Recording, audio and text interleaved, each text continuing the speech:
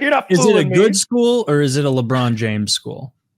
Lots of wiring and stuff like that going on there. Like lots of they're making a lot of those clocks, those digital clocks. Remember that LeBron kid that made the digital clock? They said it was a bomb. Interesting. His school gets shit on too Give me much. 50 He tried pounds to with do the a great fastest thing. nails. Didn't his school like fail to produce even one mathematically competent student for like multiple years? This is kind of, there's one class in his school and that like year by year isn't getting better, and they're not passing in math, like just like you said. But it's not like it's not like the school didn't produce anyone. Like that shit 5th grade class became a shit 6th grade class, became a shit 7th grade class. It's the same one. And it's during COVID where like they didn't come to the school. It's just a wrecked year of students. But the thing is, his school cherry picks the worst of the worst students. That like you're not even eligible to enter the LeBron James school lottery unless you're bottom 25%. Every one of those kids is like the worst kid in the worst city in Ohio. And they have records, they're screaming, they do walk and talks, which is if they don't feel like dealing with this shit, they just leave the room and yell in the hallways and shit. He's building the X-Men school, but for retards? Yeah, like maybe you've seen that one. The F-Men. The one super disruptive kid in your school who could ruin the whole class for everyone. The class size is 12, right? But they have like a dozen of these alpha dipshits, and they're trying to make them good students. And I think it's like the opposite of mainstreaming. It's like they take all the worst kids, put them together, and hope for good results. They have a tough row to hoe. Yeah. It looks like it's more than just one class based on a 2023 article saying that the vast majority of the 3rd grade class is falling behind, and then a 2024 article saying the entire 8th grade class hasn't passed in 3 years. So that's the class I'm talking about. The one that 8th grade class hasn't passed in 3 years, when they were 7th graders and when they were 6th graders. And they're all falling behind, like you said. But the thing is, they're not catching up. They're doing shit. It's not going well. I'm not pretending it's going well. The whole school is underperforming. Yeah. But it's a school filled with underperformers.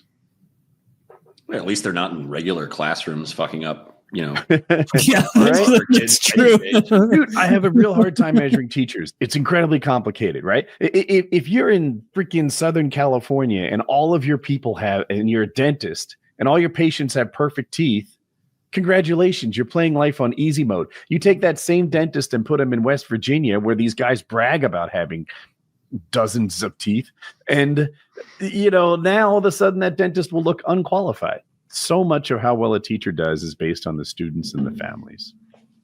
Yeah, I mean, it's mostly families. I think I don't know, man. I remember being 4 or the students themselves. You said, yeah.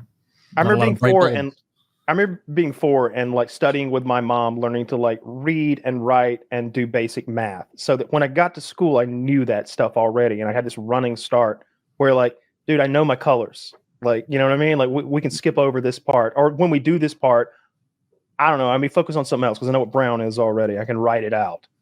I don't think if you're not doing that with your kids, then they're behind. And if you multiply that by 12 years of schooling, I remember being in fucking 6th grade.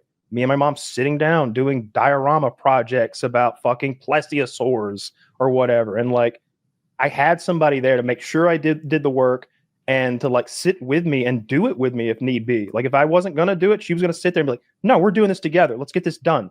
And if you don't have a parent at home who cares about your education, I don't think you're going to get there with regular schooling, because you could be the best 8th grade teacher ever of all time.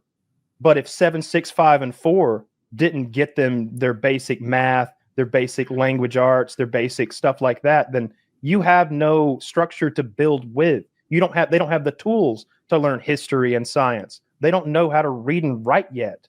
You know? And if the entire school is filled with the type of student you're talking about, right? There aren't any good students to model after either. Every one of these kids was a throwaway kid, for lack of a better term, and LeBron's like, bring him to my school.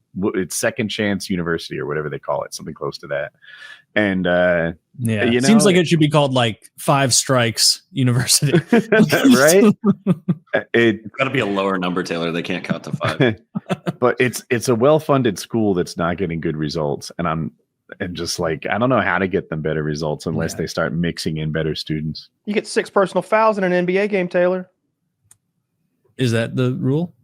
I think so. I think that for one thing, you're getting those trouble kids out of the classrooms that may be fucking up other kids. Because I specifically remember trouble kids ending the education for the day because they had to be dealt with. I remember Anthony Winkfield lying in the middle of the floor in the doorway doing that Three Stooges bit where you lay on your side and run around in circles. It was just running in a circle. It was the 4th grade. It was the 4th grade. He always came to school like he had been up all night the night before. Like he didn't sleep. He would be up till 4 a.m. and then come into 4th grade exhausted and sleep through half the day and then be a troublemaker when he woke up and had energy. Like we would fill out this. Well, what are your favorite foods? Motherfucker couldn't spell hot dog. You know, like we're not. I don't know if there's anything more phonetic. No. Thank God his favorite food was hot dogs and not fucking spaghetti. Yeah. He slowed the rest of us down until they finally stuck his ass in special ed, and then he dropped out of school 4 years later in like 8th or 9th grade, and now he's in prison. Shocking. Yeah. And not the cool kind like I went to. Prison for dope guys with big dicks. I gave up on fucking reading, dude. In the 3rd grade, we had this program going on. That's so late to not read. No, well, so I was kind of like Kyle was talking about. My parents like put heavy priority on my education. It was like I get home, like as soon as I got home from work, it was like, I was a latchkey kid, and it was like as soon as I got home, like my homework had to be done, and they'd sit down and like review it with me. And they did that for me and all my siblings. But it's like take this shit fucking seriously, and they cared. Which thank God. Shouts out mom and dad. And then they would like read to us all the time when we were little, and then eventually, like when we got to the age where we could read on our own, it was kind of the expectation, like bedtime. Everybody sits and reads for half an hour, 45 minutes, whatever it was. Well, in 3rd grade, they had this program where I can't remember what the reward was at the end of it, but there was sheets of graph paper that the teacher had put up on the wall. And it was, you read a book, you sit down at the one computer in the classroom and you take a test. And it was like a comprehension test to essentially prove that you had, you read the book and you knew what was going on in it. And so I read like a motherfucker when I was a kid, like would just blaze through, Harry Potter books in a couple of days.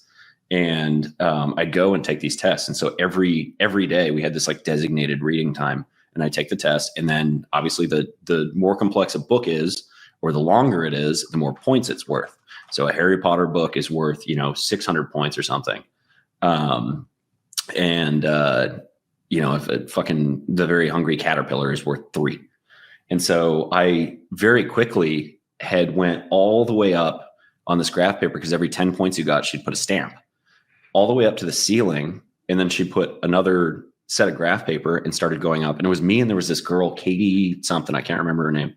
But we were basically like in competition with each other. We're at about the same level. And so her and I were kind of going back and forth every day, and we're making our way across the fucking classroom because we're getting thousands of these points.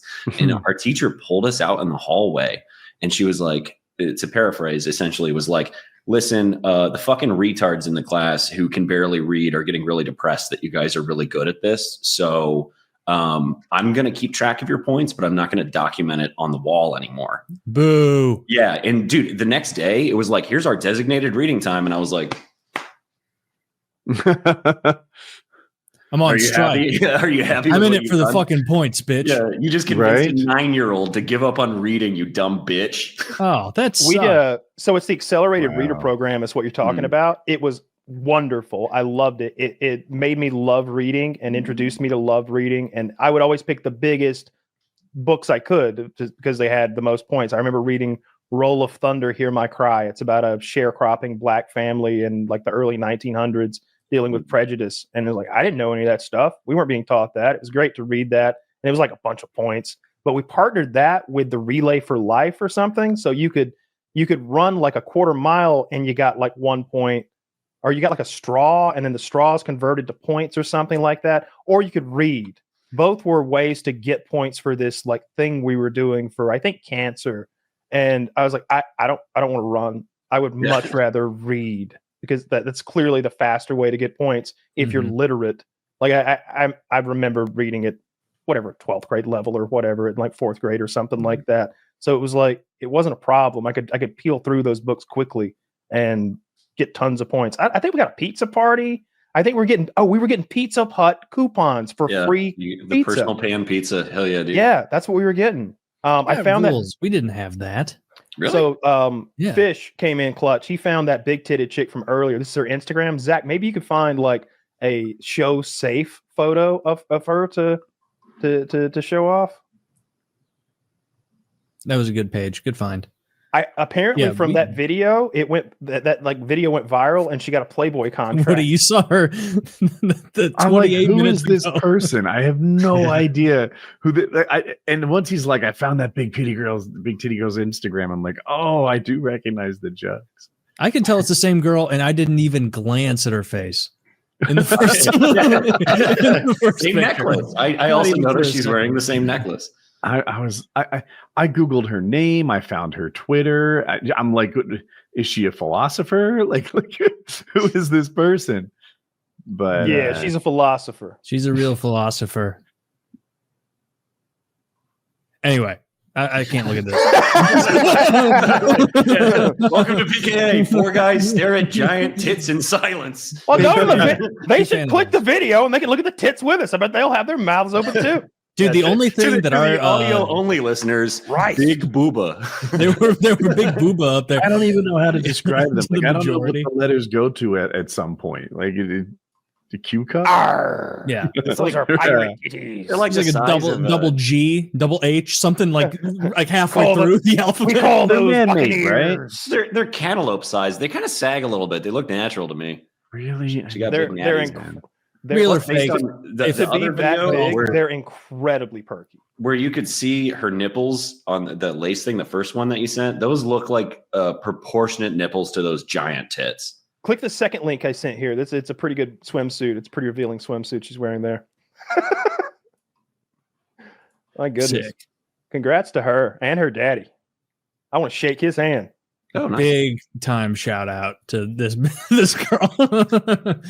Yeah. Wow. Dude, the only thing that I can remember, like my kindergarten and like first grade teachers keeping track of, like we didn't have a cool reading bar or anything like that. Maybe there was something analogous for grades.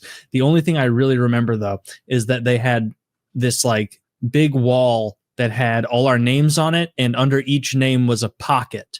Like have you ever seen those like shoe holders you put over a closet thing? It was like that, but smaller pockets. And if you got in trouble, they would put a yellow card. It was like soccer. They'd put cards in there. Yellow, orange, red, baby. Yeah. Yep. And I remember multiple times hitting at least to the orange, not for anything egregious, like just being a little kid and I talked in class a lot. I was gregarious. I would interrupt by talking and joking with my friend Alex. And so often throughout like first grade, I would just be like, I'd be like, okay, we're already at the orange card. A red card means I have to take a note home to mom and dad. I can make it through the rest of the day. What time is it? It's 9:41. In the morning. Like, we go to the principal's office. You got a red, you went to the principal's office. Also, if you got 100 on a test, you went to the principal's office. What? You got like a congratulations. Like these kids all got perfect scores, and he'd like, I don't know. When you're in second grade, the principal's an important guy. You're like, you're happy to get the compliment from him. You know, he's the boss around here. He runs this shit.